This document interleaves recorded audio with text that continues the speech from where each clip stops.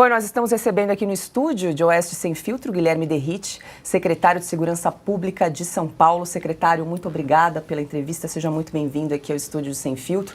Eu gostaria que o senhor começasse falando um pouco sobre a Baixada Santista, onde ficam as cidades aí de Santos e Guarujá, onde estão ocorrendo essas operações policiais. Por que essa região se tornou tão violenta e como a população local tem reagido a essas operações policiais, secretário? Uma boa tarde a todos, prazer estar aqui com vocês. A gente tem que contextualizar para explicar o motivo pelo qual nós estamos realizando uma operação na Baixada Santista. Primeiro, isso vai justamente ao encontro de como o crime organizado se fortaleceu ao longo dos anos aqui no estado de São Paulo e no Brasil. Em um determinado momento, quando o PCC começou a ganhar a proporção, o tamanho de uma organização criminosa, rompendo as fronteiras transnacionais, os governos anteriores, por vezes, passaram, não existe crime organizado, passaram a ignorar, no sentido de que não, isso é conversa, estão supervalorizando. Num segundo ponto, olha, isso não passa aqui do Brasil.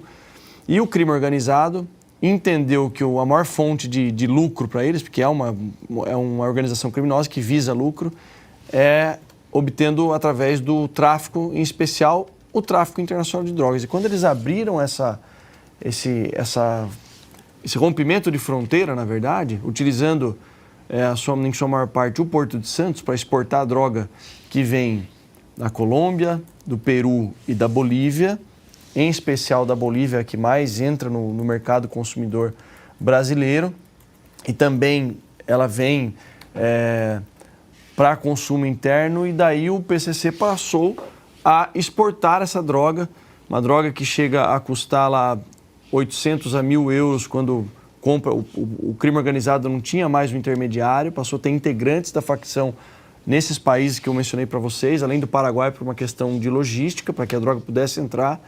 E eles começaram a tratar direto com os produtores dessa cocaína, começaram a trazer para o mercado consumidor interno e viram uma possibilidade, isso há alguns anos atrás, de exportar essa droga para países da Europa e Estados Unidos. A droga que chega numa venda, a estimativa que a gente tem do Serviço de Inteligência, de 8.000 euros, o que paga 1.000 lá, e chega em alguns países da Europa custando 80.000 euros. Então é algo extremamente lucrativo no ponto de vista da economia ilícita. E quando eles fizeram isso, a nossa querida cidade do Guarujá, que já foi a pérola do Atlântico, passou a ser dominada pelo crime organizado, como um ponto estratégico de logística, de armazenamento, de bunkers do tráfico de drogas, para realizar o escoamento dali para o Porto de Santos. Então, a partir desse contexto histórico, que eu estou resumindo aqui, você tem uma escalada da violência em proporções geométricas no Guarujá e na Baixada Santista, e aí uma série de atentados contra forças policiais, de abandono do Estado, no sentido de que, olha, o Guarujá não dá mais. E nós assumimos a nossa gestão sob o comando do governador Tarcísio, que tinha como no seu plano de governo um dos braços fortes a segurança pública, fazer algo diferente do que havia sido feito em anos anteriores.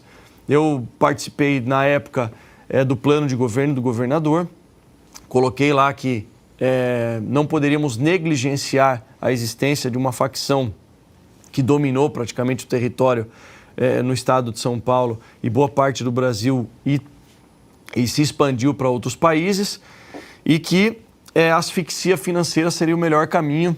Claro que o confronto nunca é algo desejado, até porque os próprios policiais se colocam em risco. Nós vimos isso lá na questão lamentável, né, da morte do soldado Reis. Então, colocamos isso como prioridade e combater o crime organizado. Nesse aspecto, tivemos alguns assassinatos de policiais veteranos no início do ano por parte do crime organizado, e a partir daí direcionamos uma operação Impacto. O que é a Operação Impacto? É um efetivo que não é da região, que vai para essa região para melhorar a percepção de segurança pública e para reduzir indicadores criminais. E durante a Operação Impacto, lamentavelmente ocorreu essa tragédia, esse assassinato do soldado Reis. A partir dali, a Operação Escudo entrou em ação e os resultados foi o que você mencionou aqui. Perfeito, secretário. Mas como é que a população local tem reagido a essa Operação Escudo? A população de bem está muito agradecida, né? Os relatos que nós recebemos diariamente, aliás, Ontem, uma coincidência, porque já estava marcado esse convite para ir para a CPI lá do MST, eu tive que participar. Eu, no aeroporto aqui em São Paulo, lá em Brasília, as pessoas me parando, olha, continue, vocês não podem parar, a gente tem esperança em vocês, estamos do lado da polícia. Fora, hoje, com a ferramenta do fenômeno das redes sociais, a gente consegue também sentir essa gratidão da população. Muitos que relatavam o seguinte, olha, eu já tinha desistido, achei que o Guarujá era um ponto abandonado pelo Estado, pelo governo. Não desistam, nós estamos do lado das polícias, enfim. Agora, os criminosos, eles se articulam de N maneiras aí para tentar, primeiro, criar falsas narrativas, né? Movimentos sociais que, na verdade, isso vai vir à tona. Eu tenho certeza que isso vai vir à tona, movimentos sociais que não têm um objetivo nenhum de ajudar ninguém, muito pelo contrário, acabam tentando deturpar a ação dos policiais e criando falsas narrativas que são praticamente quebradas e quando a gente vê o resultado da operação e com o apoio da população. Perfeito. Quem faz a pergunta agora é Silvio Navarro. Muito boa noite, Silvio. Boa noite, Paula. Boa noite, meus companheiros de bancada. Boa noite, secretário. Bem-vindo. Queria parabenizar o senhor, o comando da Polícia Militar e o governador Tarcísio de Freitas pela Operação Escudo. Acredito que falo em nome de todos os integrantes do programa Oeste Sem Filtro e da Revista Oeste. Ao contrário do que a gente acompanha na imprensa tradicional, majoritariamente, os movimentos sociais oportunistas, alguns que apareceram agora, depois da ação policial e não antes, não se manifestaram antes autoridades e movimentos e inclusive também veículos da imprensa, quando um soldado que empenhava a vida diariamente, sobretudo um pai de família que deixou um filho de 3 anos, uma esposa, uma família enlutada, empenhava a vida diariamente para defender a sociedade civil, caiu em serviço. Isso não pode ser assistido passivamente. Aí entra em cena, evidentemente, a defesa do crime.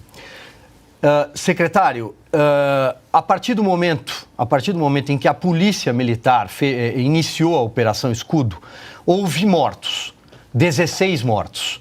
Nós aqui no programa ontem trouxemos a ficha criminal, os antecedentes desses mortos, alguns que estão sendo chamados de inocentes, de anjinhos, sob essa narrativa de que houve uma chacina no Guarujá. E isso também tem um componente político. Mas quero me atentar aqui à pergunta ao lado policial, o lado técnico dessa operação. A polícia foi recebida de que forma?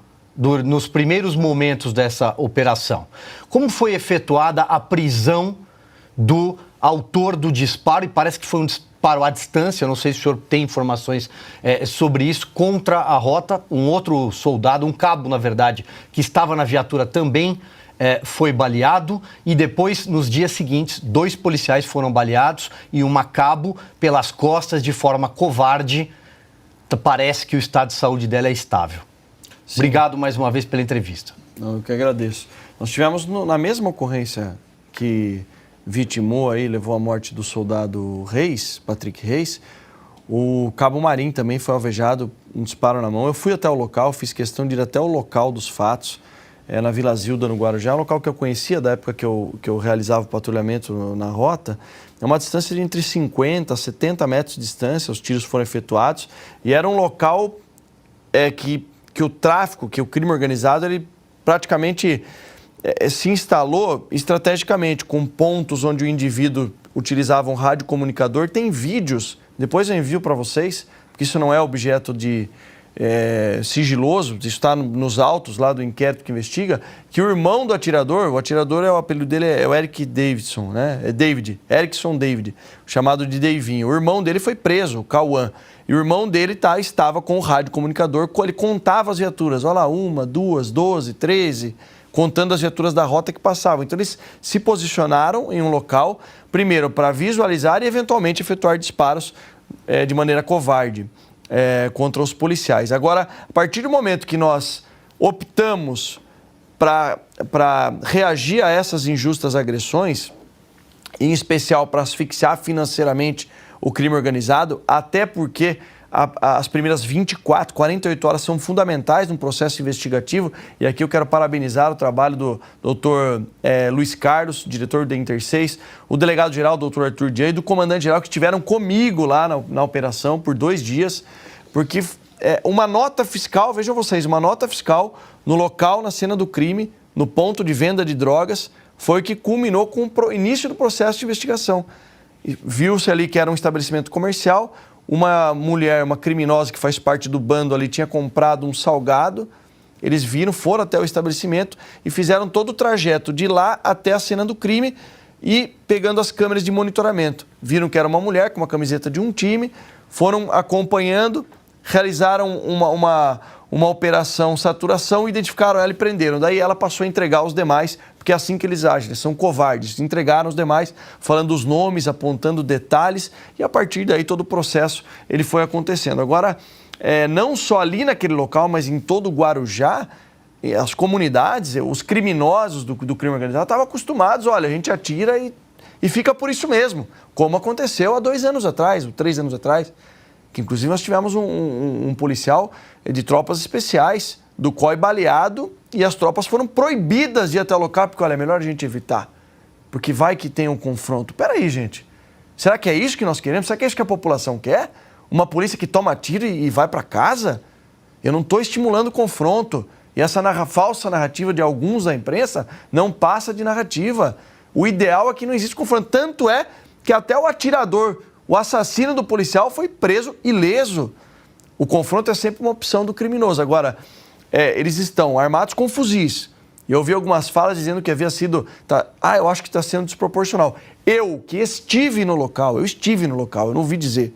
Eu acompanhei uma parte da operação. Eu vi armas de guerra sendo apreendidas. Como você mencionou aqui, Silvio, uma honrada policial militar, uma mãe, foi alvejada por 7 disparos pelas costas. Ela não morreu porque Deus agiu, eu tenho certeza. E detalhe que ninguém sabe como exatamente aconteceu. Eles estavam parados, encerrando o serviço, ela preenchendo o relatório, o seu parceiro muito profissional, muito atento do lado de fora, vendo tudo que está acontecendo, sentindo que o clima ali era um clima anormal e exigia da parte dele uma atenção maior, escutou um carro vindo e os indivíduos já viraram a esquina, atirando, 2 com fuzis atirando neles. Ela foi alvejada, caiu dentro da viatura e ele se posicionou e reagiu.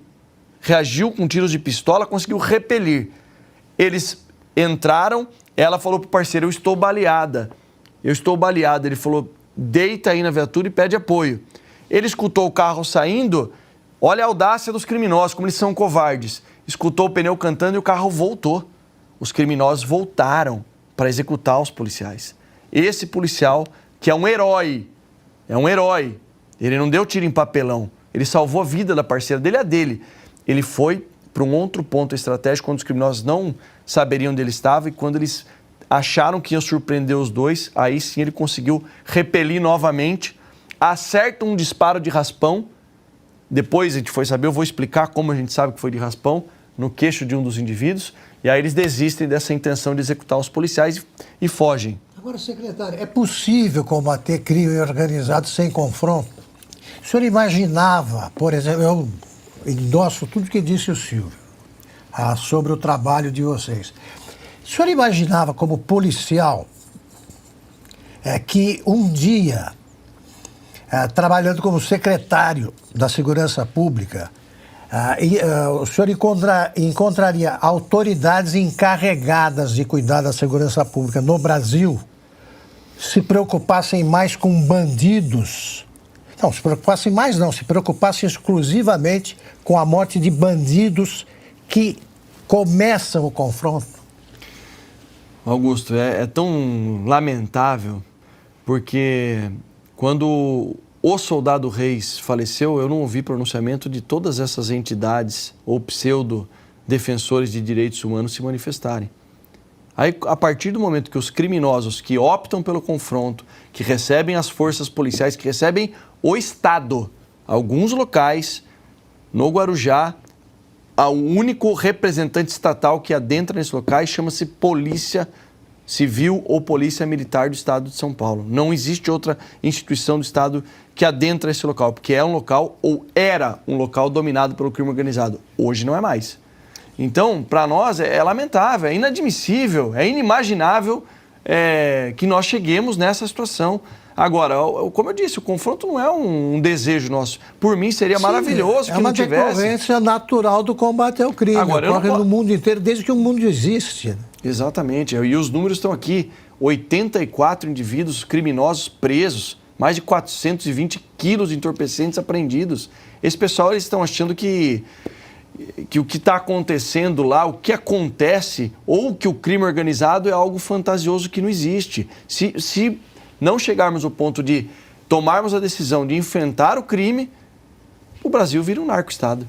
Perfeito. Vou jogar para a Ana fazer a pergunta.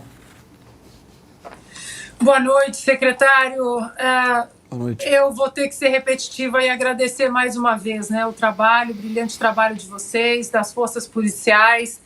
E não é só a população de bem que está do lado de vocês e do lado dos policiais, o jornalismo coerente, honesto e que se atenta apenas aos fatos e ao que é correto também está do lado de vocês.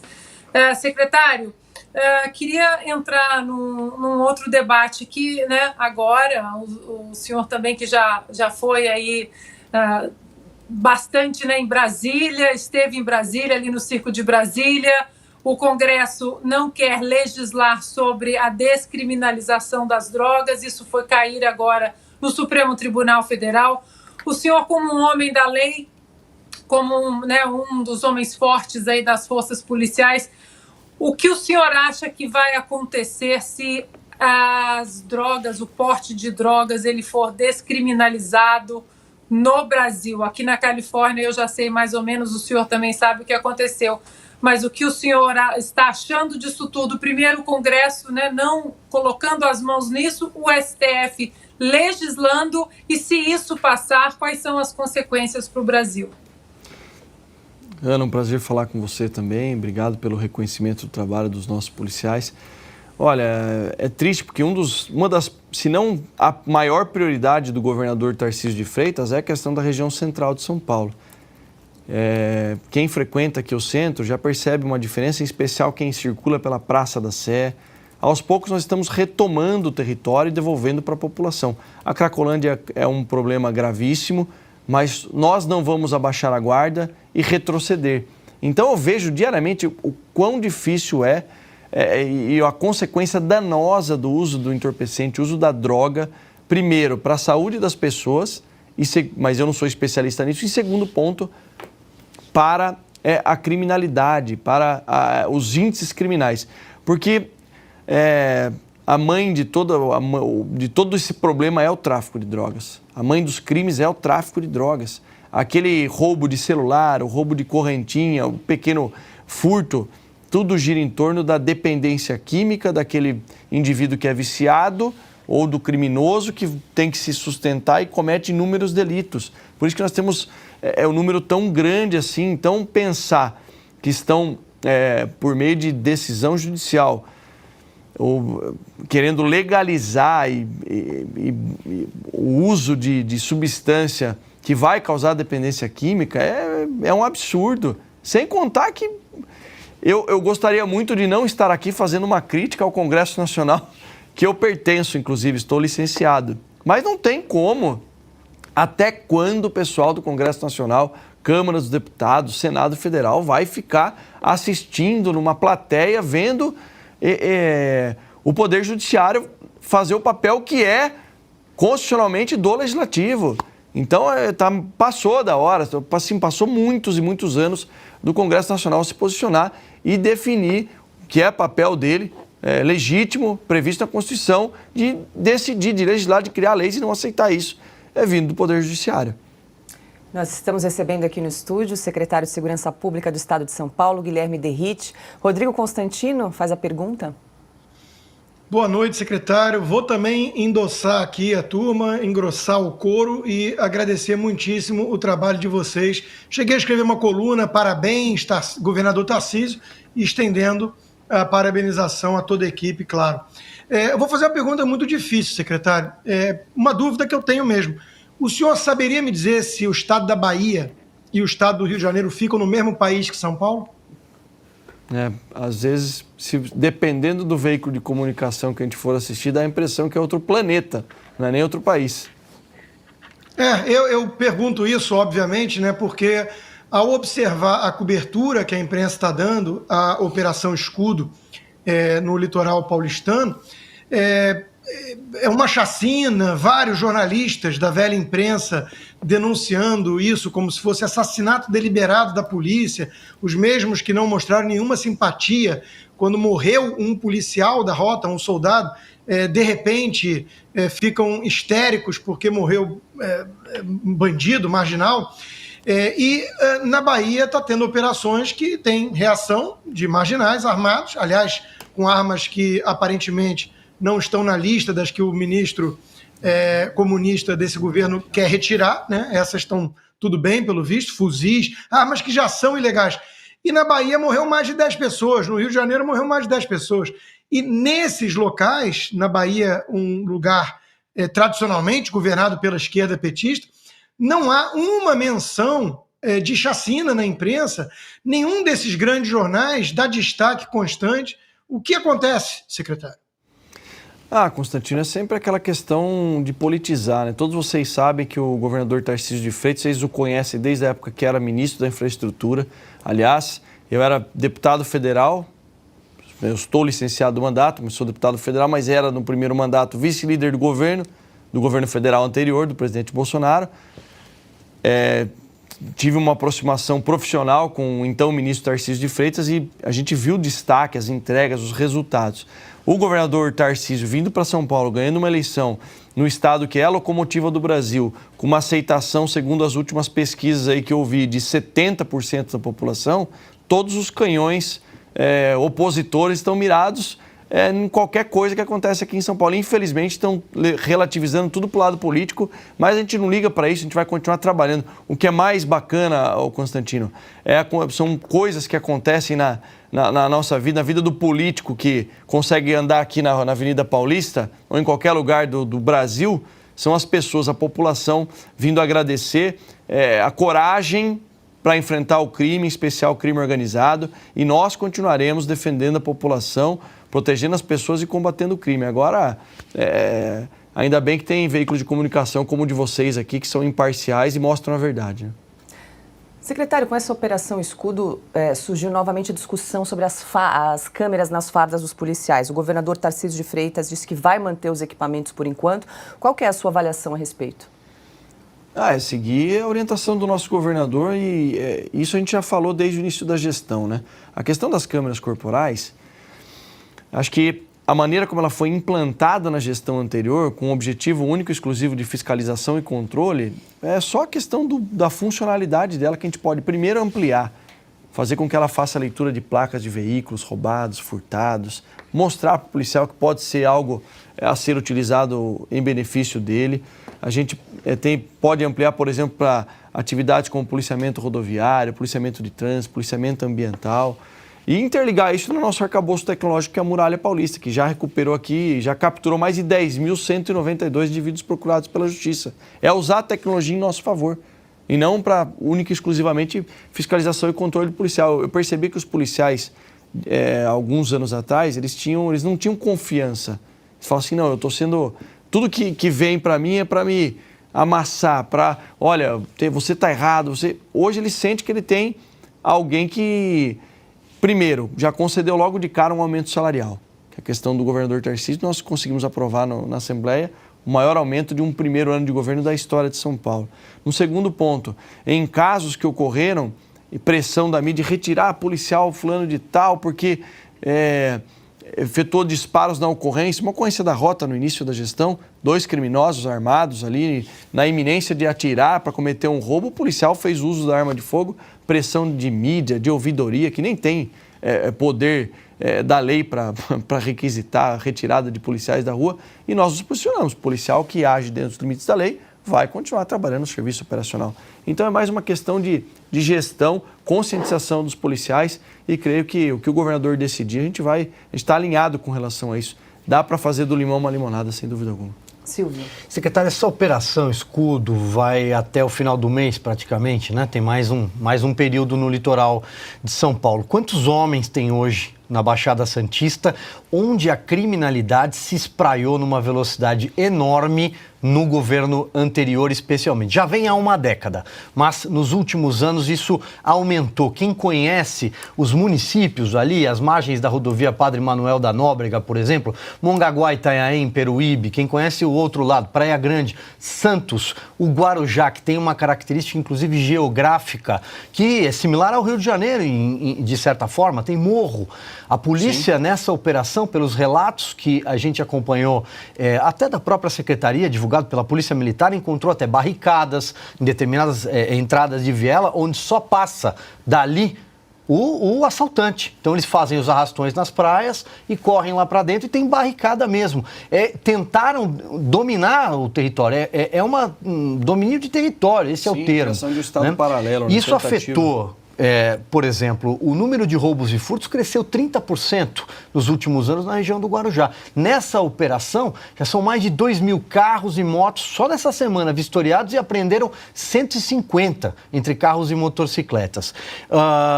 Fora, evidentemente, entorpecentes, como o senhor já citou. O comércio... Os números das associações de comércio são que houve declínio, estão fechando as portas. E houve, evidentemente, uma fuga de turistas, porque tem medo de frequentar aquelas praias belíssimas. As casas de veraneio estão à venda. Então eu pergunto, tem esse período, evidentemente, até o final do mês, há possibilidade de uma ação continuada na região do litoral sul de São Paulo para devolver justamente aos turistas e aos moradores que pagam impostos e pagam caro nessas regiões para ter segurança. Não, sem dúvida alguma. É o que o governador mencionou e eu estava junto com o governador na coletiva, que vai durar no mínimo 30 dias. Então não tem previsão de acabar. É claro que o efetivo que nós temos hoje lá é de 600 homens, isso de acordo com a necessidade, a gente pode haver um remanejamento, mas a operação continua sem prazo para acabar. Agora um ponto importante que está previsto na nossa gestão como prioridade, são dois fatores. Eu já falei aqui da região central. Nós vamos inaugurar um batalhão novo na região central de São Paulo. E vai ser um batalhão de choque. O segundo batalhão de choque, o batalhão Anchieta, que faz os jogos nos estádios de futebol, policiamento em eventos, ele tem uma companhia chamada ROCAM, que são os policiais com a motocicleta, ronda ostensiva com apoio de motocicletas. Nós vamos emancipar de companhia para ampliar para batalhão. E vai ficar sediado na região central para intensificar o patrulhamento na área centro, aumentando, mas é aumento de efetivo, não é criação de BAEP, como foi na gestão anterior. Eu vou criar um BAEP, mas eu tiro efetivo desse batalhão, desse.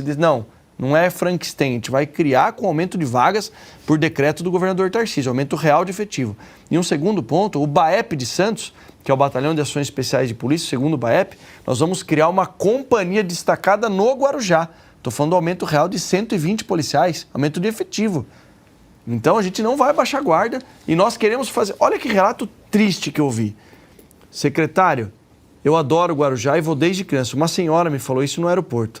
Mas as últimas... Faz anos que eu não vou. E as últimas que eu fui, eu não peguei aquela região do túnel. Sabe o túnel da Sabesp? Porque ao lado tem uma comunidade que chama Morro do Macaco, no distrito de Vicente de Carvalho. Porque ali, toda vez que o trânsito para, tinha roubos. Então, é inadmissível chegar ao conhecimento do secretário de Segurança Pública de São Paulo que isso acontece e a gente não tomar uma atitude, mas não uma atitude temporária, não passou, daqui a pouco volta. Não, essa guerra de combate ao crime e combate ao crime organizado, você ganha o terreno e não retrocede mais. Ganha o terreno e permanece. Secretário, não tem de ser travada nacionalmente. O senhor não conta com o apoio do governo federal. O ministro Flávio Dino está a favor dos bandidos. Está querendo saber por que morreram. É possível travar essa guerra se ela se restringir só a São Paulo? Sabe o que a gente fez, Augusto? Uma iniciativa muito bacana do secretário de Segurança Pública do Paraná, Coronel Hudson Teixeira. Ele teve a iniciativa de reunir 5 estados da federação. Rio Grande do Sul, Santa Catarina, Paraná, São Paulo e Mato Grosso do Sul. para realizar operações nas fronteiras, porque desses 5 estados que eu falei, cerca de 70% do escoamento do mercado ilícito passa por esses estados, vindos ali da região do Paraguai e da Tríplice Fronteira. E utiliza da infraestrutura desses estados, que tem uma boa infraestrutura para transporte, para viagens, para turismo, mas é por onde o mercado ilícito passa. Estou falando de drogas, armas, contrabando. Ele teve a iniciativa de reunir para fazer operações em conjunto. A primeira reunião foi no Paraná e eu fui ali vendo a iniciativa, achei fantástico, até porque a Polícia Rodoviária Federal, que é uma grande instituição, tinha uma tropa especializada em combate nas fronteiras. O atual governo federal desmobilizou. Se vocês se recordam das grandes apreensões de cocaína, eu não ouço mais falar. E são os mesmos policiais que estão trabalhando lá. Então, com essa desmobilização, o número de apreensões reduziu. Isso é um prejuízo muito grande. Então, nós, vendo isso, nos fortalecemos, nos unimos para a troca de informações de combate ao crime organizado, operações nas fronteiras. E aí eu tive a ideia de chamar os deputados e senadores. O segundo encontro foi em São Paulo, vieram 12 deputados federais, o senador Sérgio Moro, e nós entregamos uma carta aberta ao Congresso Nacional na figura desses representantes, inclusive o deputado Sanders, presidente da Comissão de Segurança Pública e Combate ao Crime Organizado da Câmara. Senhores, nós temos prioridade nesses projetos aqui. Aí eu coloquei um deles lá, o que vocês já estão enjoados de me ouvir falar, que é o da saidinha temporária de preso, que eu consegui aprovar na Câmara dos Deputados, mas está parado no Senado. Esse nosso sistema bicameral precisa evoluir e eu tenho certeza que a união desses estados vai surtir um bom efeito, já que, de verdade, não estamos vendo por parte do governo federal essa aproximação para combater o crime organizado. Perfeito. Só quero registrar, secretário, que mais de 50 mil pessoas estão nos assistindo ao vivo no canal da Revista Oeste aqui do Sem Filtro. Ana, tem mais uma pergunta? Tenho sim, secretário. O senhor mencionou o senador Sérgio Moro. Minha pergunta envolve exatamente o nome dele. Essa semana, mais uma página aí foi revelada ao público, né, do plano para assassinar o Sérgio Moro. E nós ouvimos do presidente Lula que tudo isso poderia ser uma armação, né, do Sérgio Moro. Eu queria que o senhor falasse um pouco da complexidade que é esse tipo de plano, esse tipo até de desarmar, e como, claro que não entrando em detalhes, e como é importante as forças policiais, como esse plano foi desmantelado e o perigo que o agora senador Sérgio Moro ainda corre, se ele ainda corre perigo. Não, sem dúvida. O senador Sérgio Moro ele é um alvo do crime organizado. Isso foi comprovado através da investigação do Ministério Público de São Paulo, na figura do Dr. Lincoln Gaquia, que faz um trabalho há 20 anos de investigação, de combate, de estudo, de acompanhamento do crime organizado. Eu conheço o Dr. Lincoln, nós trabalhamos juntos aqui com os sistemas de inteligência da Polícia Militar, da Polícia Civil e do Ministério Público.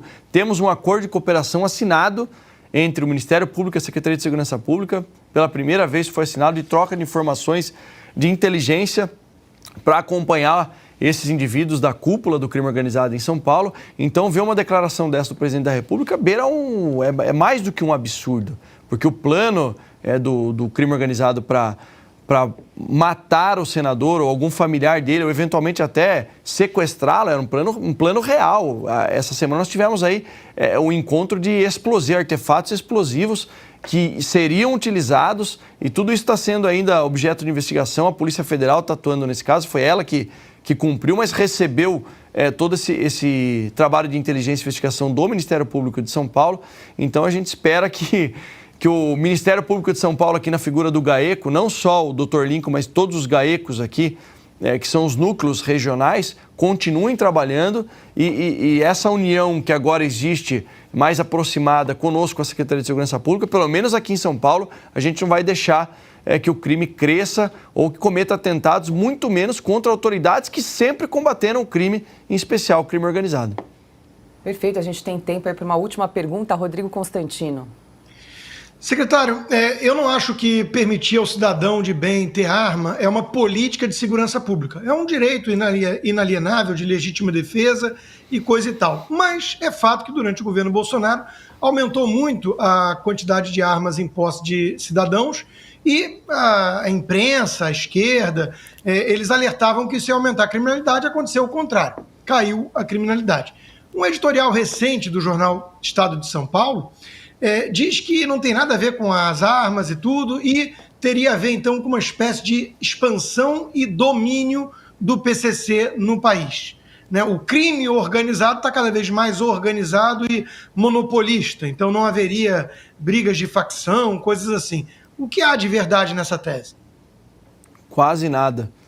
A verdade é que investiu-se numa política de segurança pública de realmente defender a população por parte de quem tem essa competência legal, que são as polícias, e nesse caso, Polícia Federal, Polícia Rodoviária Federal, e nos estados, as polícias militares e civis de cada estado, até pelo Pacto Federativo. Mas essa questão da flexibilização do posse e porte de arma de fogo serve justamente para quebrar a narrativa da esquerda de dizer que, olha, se nós flexibilizarmos, o número, em especial, de homicídios praticados por arma de fogo vai subir absurdamente. O que nós vimos foi justamente o contrário, né? Foram os menores índices dos últimos 20 e poucos anos. Nós tivemos aqui em São Paulo, esse ano, a menor taxa de homicídios dos últimos 23 anos. O mês de maio representou isso daí. Então, na verdade, é uma falácia, né? Agora dizer que é o crime organizado, o que eu também, fazendo uma analogia, né, de forma similar, eu não sei qual veículo de comunicação que fez uma matéria dizendo o seguinte, que a redução da criminalidade, porque nós reduzimos aqui na região central de São Paulo, como eu disse, Praça da Sé, mas toda a região centro, da seccional centro aqui, 20% de roubos e furtos de aparelhos celulares. Nós sabemos que ainda tem roubos, que tem furtos, nós vamos melhorar os indicadores, aumentar efetivo, mas a matéria concluiu que foi o crime organizado que determinou que não podia mais roubar celular. São esses absurdos aí que a gente é obrigado a ouvir e às vezes a ler. Bom, agora 18h34. Secretário, vou precisar liberá-lo. Sei que a sua agenda é cheia. Muito obrigada pela entrevista, por estar aqui conosco, esclarecer aqui todos esses fatos. Parabéns pelo trabalho da corporação. E já fica o convite para o senhor voltar aí mais vezes aqui em Oeste Sem Filtro. Mais de 50 mil pessoas estavam nos acompanhando ao vivo no nosso canal, acompanhando essa entrevista e todas as declarações que o senhor prestou aqui. Muito obrigada e até uma próxima. Olha, eu quero agradecer, primeiro dizer que eu tenho um respeito enorme, uma admiração por todos que compõem esse programa e pedir para a população, esses mais de 50 mil pessoas que nos assistem, apoie as forças policiais. Vocês não imaginam o que é visitar um policial militar na Santa Casa de Santos, uma mãe de família que falou, eu achei que eu poderia nunca mais ver a minha filha. Então, quando você encontrar com um policial na rua, agradeça pelo serviço, ele é capaz de doar a vida dele por vocês. Um abraço a todos.